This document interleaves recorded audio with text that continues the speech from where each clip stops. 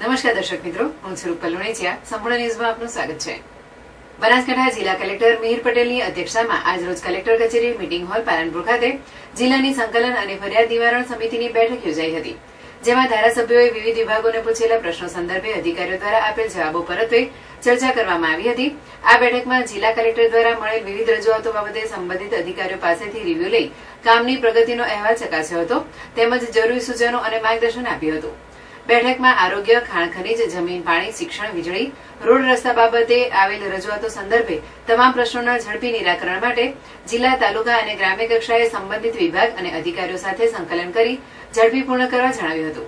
બેઠકના અધ્યક્ષ કલેક્ટરે જણાવ્યું હતું કે જિલ્લાના નાગરિકોને સરકારની યોજનાઓનો લાભ પહોંચે તથા તમામ કાર્યો સમયમર્યાદામાં પૂર્ણ થાય તે જરૂરી છે. બેઠકમાં કાર્યો બેઠકમાં નવીન આંગણવાડી બનાવવા, ટ્રાફિક સમસ્યાનું નિવારણ, નવીન બસ સ્ટેન્ડ બનાવવા, લઘુ સિંચાઈ અંતર્ગત આવતા સુજલામ સુફલામ જળ યોજનાના કામો, મનરેગાના કામો, શિક્ષણને લગતા પ્રશ્નો, ખાણ અને ખનીજ વિભાગને લગતા પ્રશ્નો, વન અધિકાર અધિનિયમ અંતર્ગત કેટલાક દાવા પેન્ડિંગ છે તેનો યોગ્ય ઉકેલ લાવો, તેમજ ચોમાસાની સિઝનમાં જ્યાં પણ રોડ પર ખાડા પડ્યા છે અને બ્રિજના છેડે ખાડા પડ્યા હોય તો ત્યાં પ્રોટેક્શન વોલ બનાવવા સહિત અધ્યક્ષ સ્થાનેથી પ્રજાના પ્રશ્નોને તાકીદે ઉકેલવા તથા વિવિધ વિકાસ કામો સત્વરે પૂર્ણ કરવાની જિલ્લાના અમલીકરણ અધિકારીઓને સૂચન કરાયા હતા.